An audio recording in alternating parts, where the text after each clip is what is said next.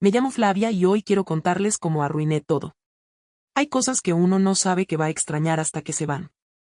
Y no me refiero a los recuerdos grandes ni a los momentos de película. Hablo de lo pequeño, de lo cotidiano, de eso que no sabes que es importante hasta que ya no está. A mí me pasó con el silencio de Daniel, con su forma de estar ahí sin decir nada pero haciéndome sentir acompañada igual, con su manera de mirarme cuando hablaba como si de verdad estuviera escuchando cada palabra, no por obligación, sino porque le importaba. Yo lo dejé. Sí, lo dejé por tímido, por callado, por ser exactamente lo que era desde el primer día. Y ahora no hay una sola noche en la que no me odie un poco por eso.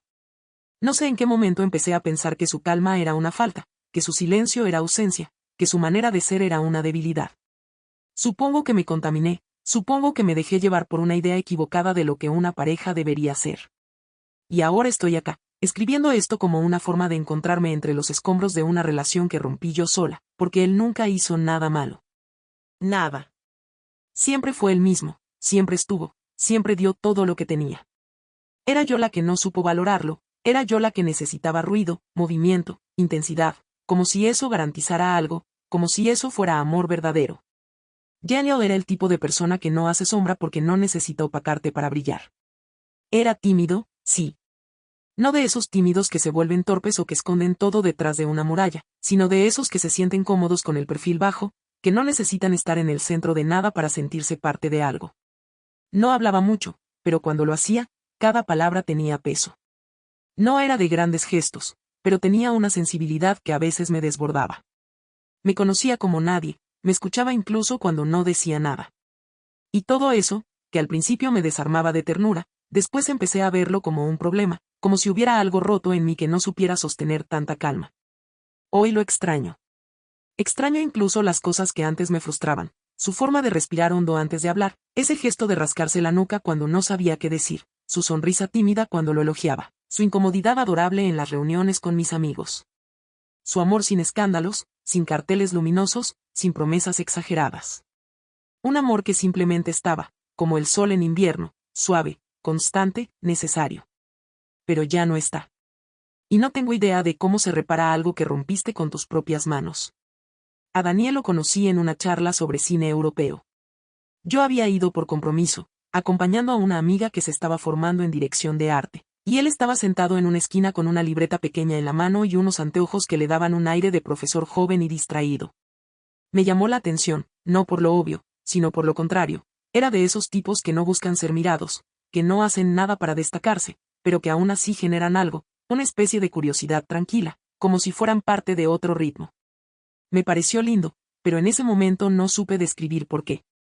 No era el típico chico atractivo que me gustaba, era otra cosa, más sutil, más íntima. Nos cruzamos cuando terminó la charla, en la salida, mientras esperábamos que pasara el ruido de la calle para poder hablar. Me dijo algo sobre el director de la película que habían mencionado y, aunque apenas lo escuché entre los autos y mi distracción, me quedé con su voz.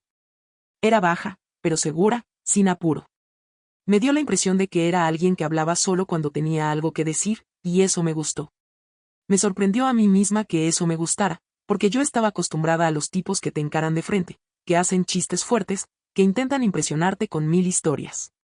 Daniel no hacía nada de eso, solo estaba y me hizo sentir tranquila. A partir de ahí, empezamos a vernos en contextos parecidos. Me lo cruzaba en otras charlas, en cafeterías tranquilas, en ferias de libros usados. Me enteré de que era traductor freelance, que trabajaba desde casa, que le gustaban los idiomas y la historia. Yo, con mi energía volcánica y mi necesidad constante de estar en movimiento, me sentí extrañamente atraída por su mundo más sereno. Era como si su calma me anclara. Nos hicimos pareja de forma natural, sin declaraciones rimbombantes, sin que nadie tomara la iniciativa explícitamente. Un día simplemente me di cuenta de que le contaba todo, que pensaba en él cuando me pasaba algo bueno o malo, que quería compartir mi tiempo con él. Y él, en su forma sencilla, me abrió su mundo sin imponerlo. Tenía una biblioteca hermosa, llena de libros anotados con letra chiquita. Me hacía café con métodos raros y se tomaba el tiempo de enseñarme cómo se usaban. Me hablaba de sus traducciones como si fueran tesoros. Y yo, que vivía con la cabeza llena de ideas rápidas, de proyectos, de ruido, empecé a descubrir el valor de la pausa. Durante meses todo funcionó. Yo hablaba, él escuchaba, yo era impulso, él era contención. Era como un equilibrio raro que nos hacía bien. Al menos, eso creía yo. Hasta que la balanza empezó a inclinarse sin que me diera cuenta. Mudarse con Daniel no fue una decisión formal ni grandiosa. No hubo ese momento de nos vamos a vivir juntos, ninguna de esas conversaciones llenas de expectativas o planes a futuro. Simplemente, un día tenía un par de libros en su mesa de luz, otro día ya había ropa mía colgada en su closet y, antes de poder verbalizarlo, yo ya dormía ahí todos los días. Él no lo cuestionó, no lo celebró tampoco, solo hizo espacio para mí con esa naturalidad suya que a veces parecía resignación, pero que con el tiempo entendí como una forma muy suya de amar, sin presionar, sin invadir, sin imponer. Una aceptación que en su momento confundí con pasividad. Y al principio fue lindo. Yo me sentía como si estuviera habitando un rincón del mundo hecho a mi medida. Tenía una taza para el café que él me había separado, una repisa solo para mis libros, el olor a su detergente, que de a poco empezó a ser también mi olor. El departamento era silencioso, luminoso, lleno de esa calma que me venía haciendo falta después de tanto correr detrás de objetivos, después de tanta gente ruidosa y energía agitada. Vivir con Daniel me dio un respiro, un paréntesis, un lugar sin juicio donde podía estar despeinada, callada o sensible, y no pasaba nada. Pero después empecé a notar cosas o, mejor dicho, empecé a dejar que me afectaran cosas que siempre habían estado ahí. No fue que él cambió, él era exactamente igual al chico que conocí en aquella charla de cine, silencioso, atento, paciente. El problema fue que yo empecé a necesitar otra cosa, algo que ni siquiera sabía definir. Empecé a fastidiarme porque él no opinaba sobre mis ideas con la misma efusividad que yo, porque cuando volvíamos de una cena con amigos, él no tenía esa urgencia de analizar cada detalle como yo, porque le costaba mirarme a los ojos cuando hablábamos de sentimientos.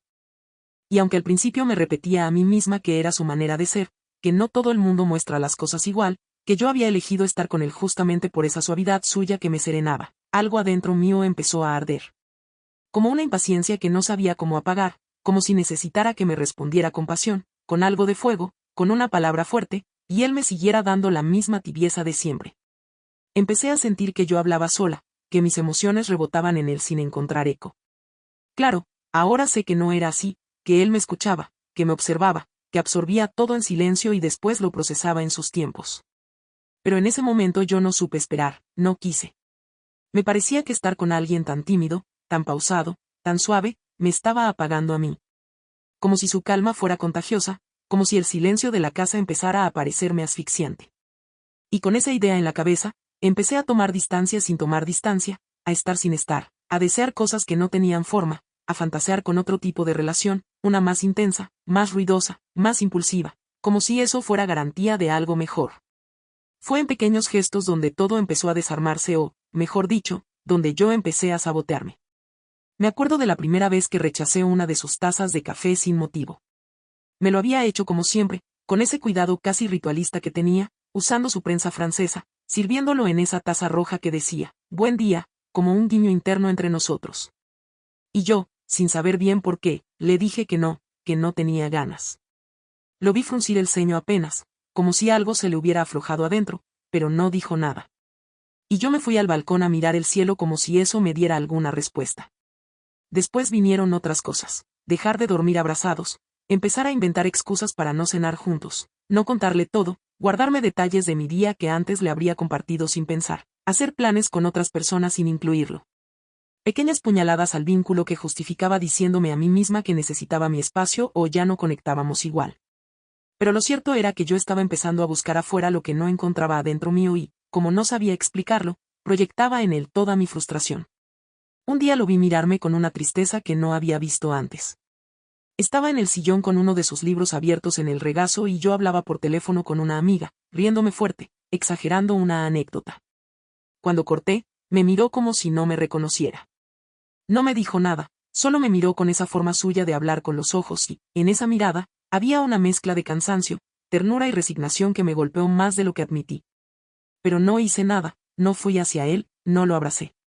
Solo me encerré en el baño y me lavé la cara, como si eso pudiera limpiarme de la incomodidad que yo misma había sembrado. En ese tiempo empecé a salir más con amigas, a llegar tarde a casa, a no avisar, a responder sus mensajes con monosílabos. Él no reclamaba, solo me esperaba con una lealtad silenciosa que, en vez de hacerme sentir culpable, me enfurecía, porque era como si no reaccionar le quitara valor a lo que yo hacía, como si su falta de respuesta no me diera la excusa que necesitaba para enojarme con él y justificar lo que estaba empezando a hacer, mirar a otros, fantasear con otros, imaginarme con alguien que no fuera él. Y aún así, seguía volviendo a casa, a su abrazo, a ese lugar tibio que me daba, aunque yo ya estuviera con un pie afuera. Nunca supe exactamente en qué momento empecé a perder a Daniel, pero sí recuerdo con una nitidez dolorosa el momento en que me di cuenta de que ya no lo amaba igual. O al menos eso me decía a mí misma, intentando no enfrentar la culpa. Fue como despertar en una casa que ya no se siente tuya, aunque sigas reconociendo cada rincón. Estás ahí, pero todo lo que te parecía cálido ahora se siente hueco. El mismo olor, la misma taza, la misma persona, todo igual, pero vos por dentro cambiabas. Y entonces, una noche cualquiera, con el cielo apagado y un viento frío que se colaba por la rendija del ventanal, sentí que no podía más. No fue una revelación, fue una sensación de ahogo, como si algo adentro mío gritara que necesitaba irme, que tenía que dejarlo, que no podía seguir fingiendo que estábamos bien cuando en realidad hacía semanas que no nos decíamos nada con sustancia. Recuerdo que él estaba leyendo, como casi siempre, con las piernas dobladas en el sillón, la luz cálida del velador iluminándole el rostro. Me acerqué y me senté frente a él. No dije nada al principio, ni siquiera lo miré. Solo respiré hondo, tratando de no temblar. Y sin dar muchas vueltas, sin una historia trágica ni una excusa rebuscada, le dije que sentía que ya no funcionábamos, que necesitaba estar sola, que no era él, que era yo. Las palabras más cliché y cobardes que pude encontrar, pero que en ese momento eran lo único que podía articular sin romperme. Y él, con una serenidad que me partió el alma, solo asintió. No me pidió explicaciones, no me detuvo, no me suplicó. Me miró como si ya supiera que esto iba a pasar, como si lo hubiera visto venir desde mucho antes que yo. Ese silencio, ese entendimiento mudo, me dolió más que cualquier pelea, porque me dejó sin justificación, porque no me dio el rol de víctima, porque me enfrentó con lo que realmente era, una cobarde escapando de algo que no sabía cómo sostener.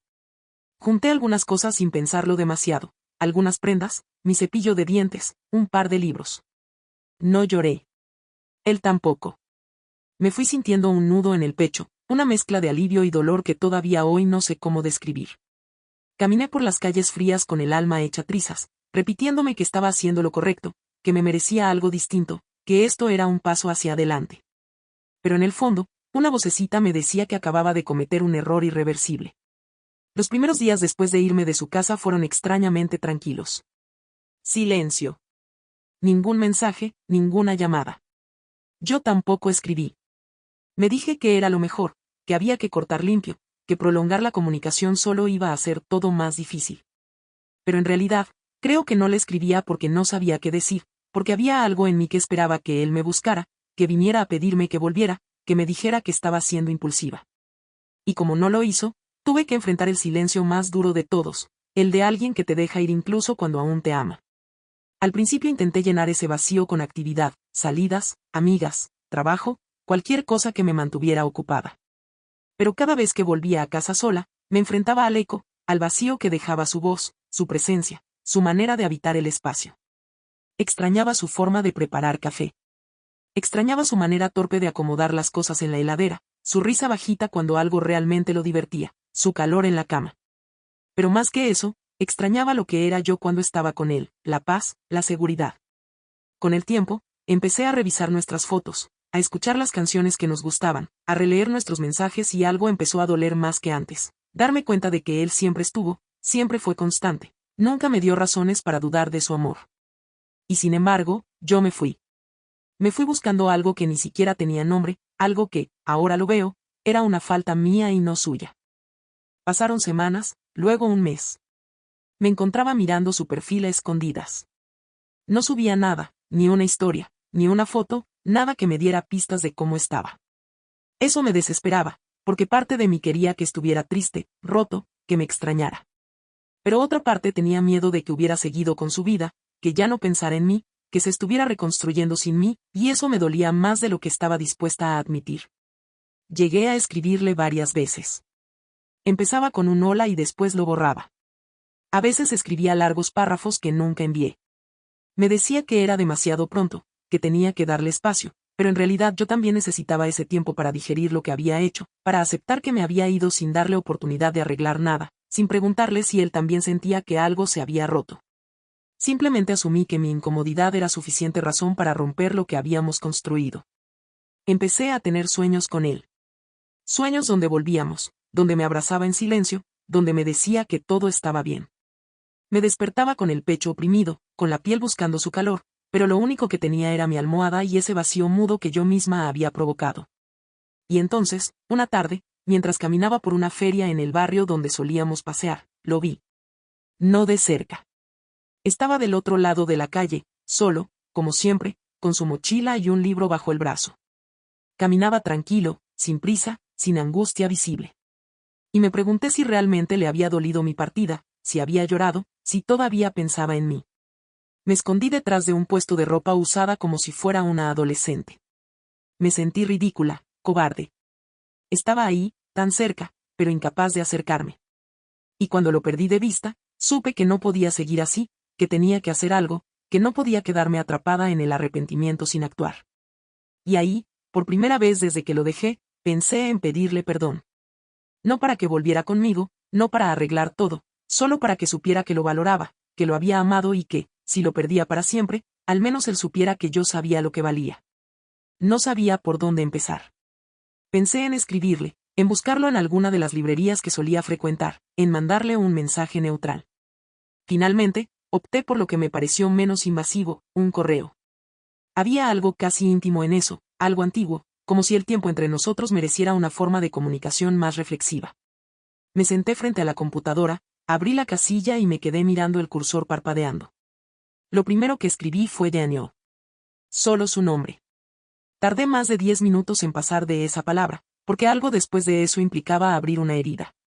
Cuando terminé de escribir, no sentí alivio, sentí vergüenza. No por lo que decía, sino porque entendía que había llegado demasiado tarde. Le hablaba de lo que habíamos tenido, de mi confusión, de cómo me había perdido a mí misma dentro de una idea equivocada de lo que era el amor. Le pedía perdón, no por haberme ido, sino por haberlo hecho sin permitirle defenderse, por haberlo silenciado, por haberle quitado la oportunidad de pelear por nosotros.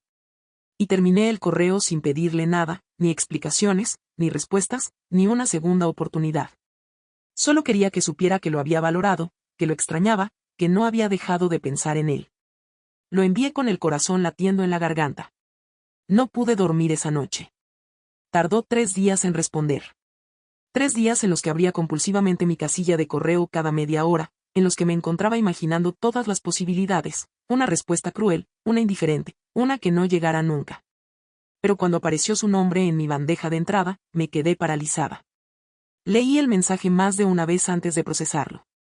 Era breve, sobrio, impecable. No había rencor en sus palabras, solo una distancia nueva, una que no había conocido antes. Me agradecía el mensaje. Me decía que también había pensado mucho en nosotros, que había pasado por distintos momentos, tristeza, enojo, resignación. Que su vida había cambiado, que estaba mejor, que se sentía en paz. Y después, sin adornos, sin doble sentido, me dijo que me perdonaba. Así, sin vueltas. Que no guardaba rencor, que entendía que a veces uno necesita alejarse para ver las cosas con claridad, pero que ya no veía un camino para nosotros como pareja. Que había aprendido a vivir sin mí, que me deseaba lo mejor, de verdad, pero que él no quería volver atrás. No lloré. Me quedé sentada frente a la pantalla sintiendo algo extraño. No era exactamente dolor, era como si me arrancaran una esperanza que ya sabía muerta, pero me empeñaba en regar. No me enojé con él. No tenía con qué. Había sido generoso, claro, amable incluso. Pero no dejó puertas abiertas, no me dio ninguna pista, ninguna zona gris a la que aferrarme. Y tal vez eso era lo que más dolía, que lo hubiera hecho bien, que no me dejara un espacio para seguir esperando, que me hubiera perdonado sin reservas, pero también sin nostalgia. Ese día salí a caminar por la ciudad sin rumbo. Miraba a la gente pasar y me preguntaba cómo hacía el resto para seguir adelante después de perder a alguien así.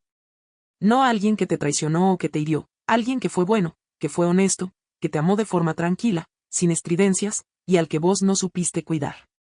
Me di cuenta de que el arrepentimiento no siempre viene acompañado de segundas oportunidades. A veces solo sirve para ponerle nombre al dolor, para aprender a vivir con eso.